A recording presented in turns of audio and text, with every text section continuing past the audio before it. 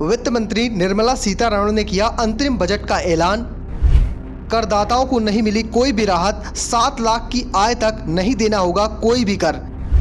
पुराने करों को माफ करेगी सरकार, ये आंकड़ा जानकर आप भी हो जाएंगे हैरान।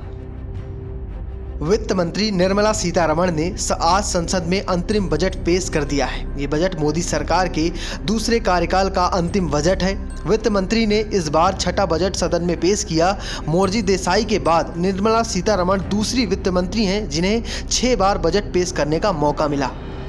इस बजट में सबकी निगाहें थी कि टैक्स स्लैब में बदलाव होगा, लेकिन सरकार ने टैक्स स्लैब में कोई बदलाव नहीं किया है। 7 लाख की आय पर कोई टैक्स नहीं लगेगा, यह फैसला पिछले साल ही लिया गया था। वित्त मंत्री निर्मला सीतारमण ने अंतरिम बजट पेश किया और इसमें उन्होंने 45 लाख करोड़ रुपए खर्च करने की बात कही। लेकिन इन सबके बीच करदाताओं की बात करें तो प्रत्यक्ष कर संग्रह 10 साल में 3 गुना बढ़ा है।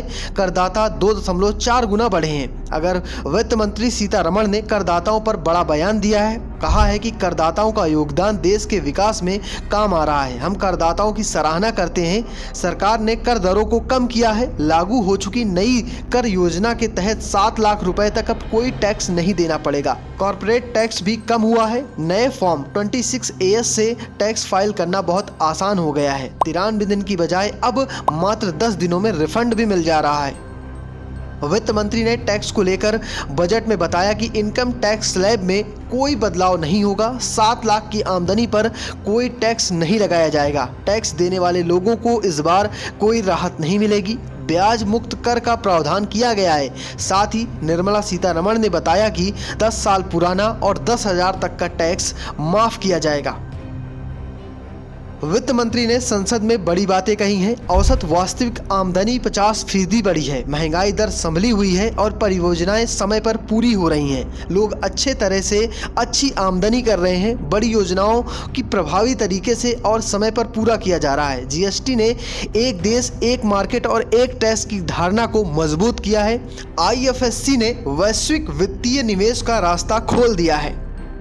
Tourism infrastructure and amenities will be taken up on our islands, including Lakshadweep. Our economic strength has made the country an attractive destination for business and conference tourism. Our middle class also now aspires to travel and explore. Tourism, including spiritual tourism, has tremendous opportunities for local entrepreneurship.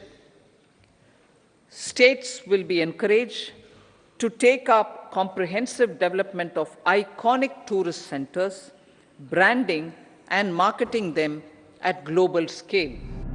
तो फिलहाल आप कैसे देखते हैं मोदी सरकार के दूसरे कार्यकाल के इस अंतिम बजट को? कमेंट बॉक्स में जरूर बताना और पेज को फॉलो करना, चैनल को सब्सक्राइब करना बिल्कुल मत भूलना।